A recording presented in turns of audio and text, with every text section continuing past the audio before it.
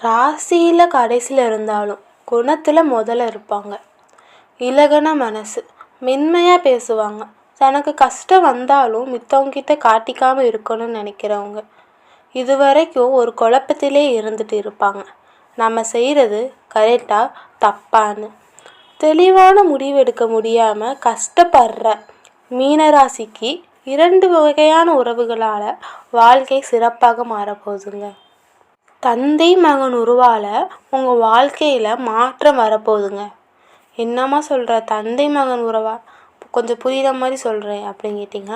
ஆமாங்க, மனசில் இருக்கிறத சொல்கிறதுக்கு ஆளே இல்லாமல் மித்தவங்களுக்காக கஷ்டப்பட்டு தனக்காக யோசிக்காமல் நம்ம எவ்வளோ விஷயம் மித்தவங்களுக்காக செய்கிறோம். ஆனால் நம்ம செய்கிறதுல நமக்கு யாராவது 1% செய்ய மாட்டாங்களா என்று ஏங்கி தவிக்கிற உங்களுக்கு இனிமேல் உங்களுக்கு யாரோடைய உதவியும் தேவையில்லை. இப்போ நீங்களே உங்கள் வாழ்க்கையில் முன்னேற போகிறீங்க. அதிர்ஷ்ட கதவுகள் உங்கள் வீட்டை தேடி வரப்போகுது. உங்கள் வாழ்க்கை பளிச்சுன்னு மாறப்போகுது. ஏன்னா இப்போ சூழ்நிலை எப்போதுமே ஒரே மாதிரி இருக்காதுங்க. இப்போ பணக்காரங்க இருக்காங்கன்னா ஒரு 10 வருஷம் கழித்து அவங்க எப்படி இருப்பாங்க நமக்கே தெரியாது. அதே மாதிரி தான் ஒரு அப்பா கஷ்டப்படுறாங்க, அவங்க குடும்பத்துக்காக ரொம்ப கஷ்டப்படுறாங்கன்னா அவங்க பையன் 10 வருஷம் கழித்து அவங்க பையன் நல்ல நிலைமைக்கு கொண்டு வந்துடுவாங்க. அதே மாதிரி தாங்க கோள்களும் ஒரே மாதிரி இருக்காது, மாறிக்கிட்டே இருக்கும். அந்த வகையில் 30 ஆண்டுகள் கழித்து, அதாவது 3 சகாப்தங்கள் கழித்து ஒரே ராசி கட்டத்தில் சூரியன் மற்றும் சந்திரனால் இந்த நவபஞ்ச ராஜயோகம் உருவாக்கியிருக்குங்க. அதுவும் இந்த செப்டம்பர் மாதம் உருவாக்கியிருக்குங்க. அதனால் மீன ராசிக்கு அதிர்ஷ்ட கதவுகள் உங்கள் வீட்டை தேடி வரப்போகுது. சூரியன் மற்றும் சனியால் இந்த நவபஞ்ச ராஜயோகம் உருவாக்கியிருக்குங்க.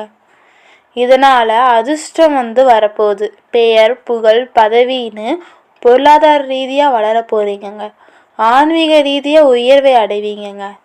பதவி பலன், யோகம், ஆன்மீக வளர்ச்சி, விவசாயம், நிதி, சொத்து நிலைத்து வருங்க.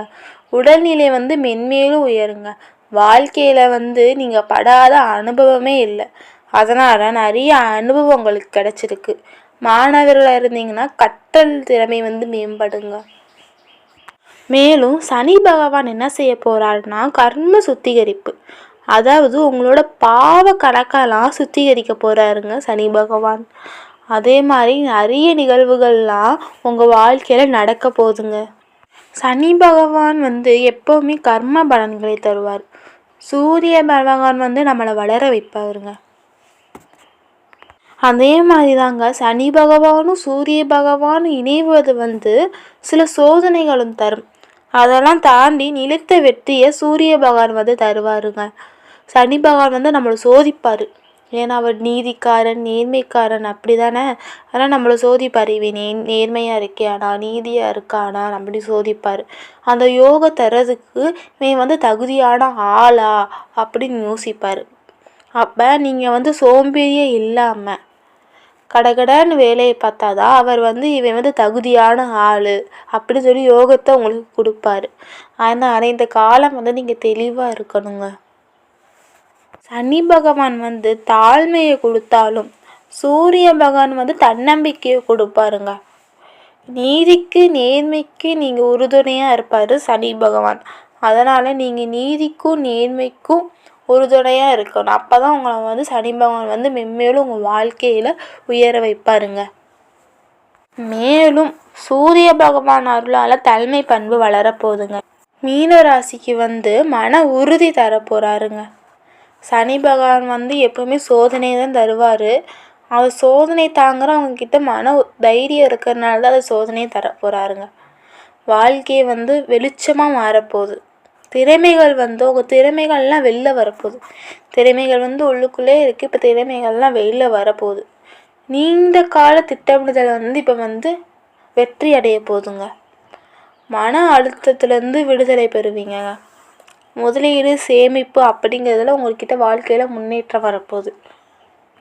புதிய வேலை வாய்ப்புகள் உங்கள் வீட்டை தேடி வரப்போகுதுங்க. அதில் எந்த ஒரு ஐயமும் இல்லை. கடன் சுமை குறையும். இந்த கடன் தான் உங்ககிட்ட இருக்கிற பெரிய தலைவலியே சொல்லலாங்க. அதனால் கடன் சுமை குறைய காலம் வந்துருச்சு. அதாவது விஷ்ணு பகவானோட மீன் அவதாரம் தான் இந்த மீன ராசிக்காரங்க. அதனால் உங்களுக்கு கருணை உள்ளம் இருக்குது, தர்மத்தை காக்கிற சக்தி இருக்குது, மனதால் ரொம்ப மேம்பட்டவங்க இந்த மீனராசிக்காரவங்க. சூரிய பகவானோட ஞான சக்தியால் உங்கள் நண்பர்களுக்கும் உறவினர்களுக்கும் நல்ல ஒரு புரிதல் கிடைக்குங்க. அதனால் சனிக்கிழமை சனீஸ்வர பகவானையும், ஞாயிற்றுக்கிழமை சூரிய பகவானை வழிபாடு செய்வது ரொம்ப நாளுங்க. அந்த 2 நாள் தான் அவங்களுக்கு சிறப்பான நாட்கள். அதனால் அந்த நாட்களை அவங்க 2 பேர்த்தையும் வழிபாடு செய்யுங்க. சூரிய பகவானை வழிபாடு செய்வது உங்கள் வாழ்க்கையில் மென்மேலும் உயர்த்துங்க. தினமும் காலை சூரிய நமஸ்காரம் செய்யுங்க, அது ரொம்ப நல்லது. செம்பருத்தி பூ வைத்து சூரிய பகவானை வழிபாடு செய்யுங்க. சூரிய பகவானை வழிபாடு செய்வது எப்போதுமே நம்மளுக்கு பெருமையை தாங்க கொடுப்பாரு. அப்புறம் அப்பா மகன் உறவில் கொஞ்சம் சண்டை வரும். ஏன்னா சூரிய பகவானும் சனி பகவானும் உங்கள் கட்டத்தில் இருக்கார்ல, அவங்க உறவுனே அப்பா தந்தை மகன் உறவு தான். அதனால தான் அப்பப்போ கொஞ்சம் சண்டை வரும், அப்பப்போ சேர்ந்துக்கிங்க. அதெல்லாம் கொஞ்சம் பெரிய பிரச்சனையாக வராதுங்க. திருமணம் ஆகாதவர்களுக்கு விரைவில் திருமணம் ஆக போதுங்க. பிள்ளை பாக்கியம் வரப்போகுதுங்க. அதனால் கெட்டதெல்லாம் விலகி நல்ல நேரம் வரப்போகுது. அதனால் அவசரமான முடிவெல்லாம் நீங்கள் எடுக்காதீங்க. மிகுந்த பேச்சு தேவையில்லை, பொறுமை தேவைங்க. உங்ககிட்ட சனி பகவான் இருக்கிறனால சோதனையை கொடுப்பாரு. அதனால் பொறுமை ரொம்ப அவசியம். பொறுமை இருந்தது அதுக்கப்புறம் உங்களுக்கு வெற்றியை தான் தருவார்.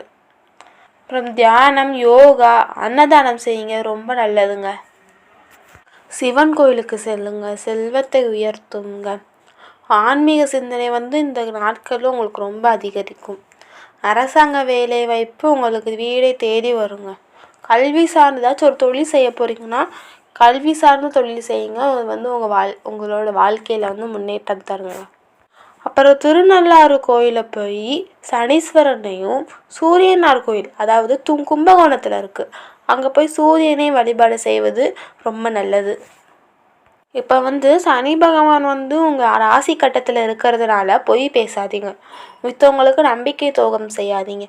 இதெல்லாம் சனி பகவானுக்கு பிடிக்கவே பிடிக்காது. சோம்பேறியே இருக்காதீங்க. அதனால் எப்போவுமே பொய் பேசாதீங்க, மித்தவங்களுக்கு நம்பிக்கை துரோகம் செய்யாதீங்க, சோம்பேறியாக இருக்காதீங்க. குலதெய்வம் கோயிலுக்கு வருஷத்துக்கு ஒரு தடவைனாச்சும் போயிட்டு வாங்க. அது உங்கள் வாழ்க்கையில் கஷ்டத்தெல்லாம் போக்கி நல்லதுக்கு உருவாக்கும். அதனால் பொறுமை ரொம்ப அவசியங்க. இப்போ கடந்த காலத்தில் செஞ்ச தப்புக்கள்லாம் உணர்ந்துக்கிட்டு இப்போ சரியாக வாழ போகிறீங்கங்க. உங்கள் வாழ்க்கை இருண்ட இடத்துலேருந்து ஒளிமயமான இடத்துக்கு மாறப்போகுதுங்க. இந்த நவபஞ்ச ராஜயோகத்தால் அதிர்ஷ்டம், பெயர், புகழ், பதவி, பொருளாதார ரீதியாக உங்கள் வாழ்க்கையில் மென்மேலும் வளர்வீங்கங்க. ஆன்மீக ரீதியாக உயர்வை அடைவீங்கங்க. அவங்க சொத்துக்கள் பிரச்சனை இருந்துச்சுன்னா உங்களுக்கு சாதகமாகவே சொத்தெல்லாம் கிடைக்க போகுதுங்க. பதவி பலன், யோகம், ஆன்மீக வளர்ச்சி, விவசாயம், நிதி, சொத்து நிலைத்து வருங்க. உடல்நிலை மென்மேலும் உயருங்க. வாழ்க்கையில் உங்களுக்கு நிறைய அனுபவம் கிடைக்க போகுது. ஓம் நமச்சிவாய சொல்லுங்க, ஓம் சரவணபவ சொல்லுங்க. அந்த நாளே உங்களுக்கு ஒளிமயமாக இருக்குங்க. அதனால் சனி பகவான் உங்கள் ராசி கட்டத்தில் இருக்கிறதுனால பொய் பேசாதீங்க, மித்தவங்களுக்கு துரோகம் செய்யாதீங்க. அவர் பொறுமைக்கும் நேர்மைக்கும் உதாரணமாக இருப்பார். அதனால் நீங்கள் பொறுமைக்கும் நேர்மைக்கும் ஒழுக்கத்தோடு இருங்க. சனி பகவான் உங்களுக்கு நல்லதே செய்வார். அதனால் சனி பகவான் கொஞ்சம் சோதனைகளை தருவார். அதனால் உங்களுக்கு கொஞ்சம் பொறுமை தேவை. அந்த பொறுமை இருந்தால் உங்கள் வாழ்க்கையில் இன்னும் கொஞ்சம் நல்லா முன்னேறுவீங்க. கடின உழைப்பு போடுங்க. சூரிய பகவானையும் சனி பகவானையும் வழிபாடு செய்யுங்க, உங்கள் வாழ்க்கை பிரகாசமாக இருக்கும். ஆறுபடை முருகன் கோயிலுக்கு போய் வழிபாடு செய்வது உங்கள் மன நிம்மதியை அதிகரிக்குங்க. மேலும் இந்த நவபஞ்ச ராஜயோகத்தால் உங்கள் வாழ்க்கை மென்மேலும் சிறப்புட எனது வாழ்த்துக்கள்.